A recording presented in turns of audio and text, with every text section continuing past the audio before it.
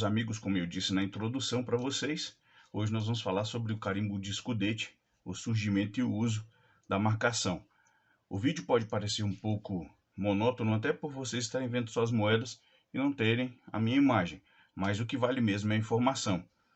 Pessoal, para quem não sabe, em 1695 existia uma enorme demanda por moedas no meio circulante do Brasil ainda colonial. Foi por motivo dessa demanda que começaram a circular em nosso país as primeiras moedas conhecidas como coloniais luso-brasileiras, cunhadas em cobre e prata, né? A cunhagem das moedas na colônia era diferenciada daquelas produzidas para suprir a necessidade do reino. A diferença no padrão de cunhagem, né, em seu valor nominal e intrínseco, tinha o objetivo de evitar a evasão dessas moedas para a metrópole. A diferença forçava o uso das moedas somente na colônia, né? Vale lembrar que a cunhagem em ouro não sofreu alteração, tanto para a colônia quanto para a metrópole. Desde as primeiras moedas de cobre de Dom Pedro II, cunhadas na Casa da Moeda do Porto, aquelas com a letra monetária que vocês já devem ter visto por aí, que vem PPP, né? P, são 4 P's na realidade, que era um lavramento realizado para Angola, né? Mas mandadas para circular no Brasil pela Carta Régia de 10 de fevereiro de 1704. Foi criado um padrão de peso e diâmetro para os cobres brasileiros, o que durou até o reinado de Dona Maria I, mais precisamente ali por volta de 1799. O padrão dos cobres no Brasil colonial se tornou obsoleto e pesado, sendo substituído por um novo padrão com uma desvalorização de 50%. Uma das razões para essa desvalorização era justificada pelo elevado preço da liga metálica utilizada. O Brasil não contava com minas de cobre em quantidade suficiente para produzir a demanda, né, para suprir a demanda de uma colônia em expansão, como era o Brasil. A solução veio da importação, fazendo com que os preços dos discos, né, usados, o disco que a gente fala, são esses disquinhos redondos usados para produzir as moedas, né? Claro, isso aí você já sabe. Diante do risco de ter uma quantidade de cobre no disco muito maior do que o seu valor nominal, a decisão de reduzir o peso do disco era vista como a melhor das opções. Então, o prejuízo para a colônia era grande, tá? Em torno das moedas de cobre. Então, em 1808, como consequência da expansão do domínio francês na Europa, o príncipe regente Dom João, com toda a sua corte, se instalou no Rio de Janeiro, e isso todos sabem porque a história conta.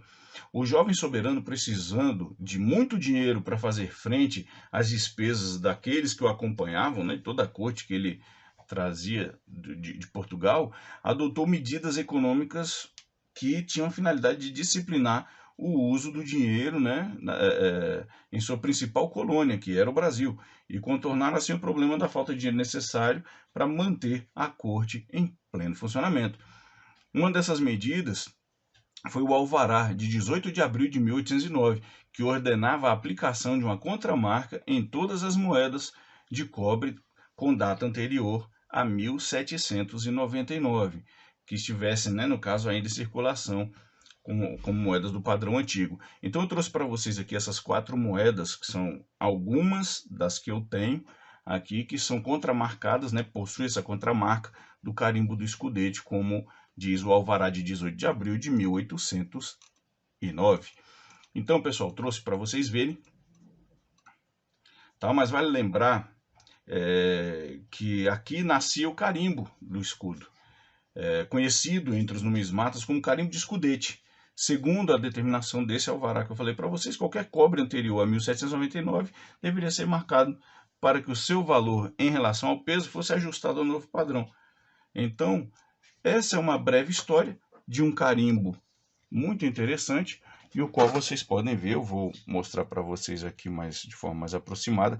Essa é uma moeda de 1784 com carimbo de escudete. Vocês podem reparar aqui, próximo a um dos X e em cima da coroa, a moeda foi contramarcada, tá? São cobres muito bonitos, eu adoro esses cobres, a coleção de cobre. Quando eu comecei a colecionar cobre, quase ninguém colecionava.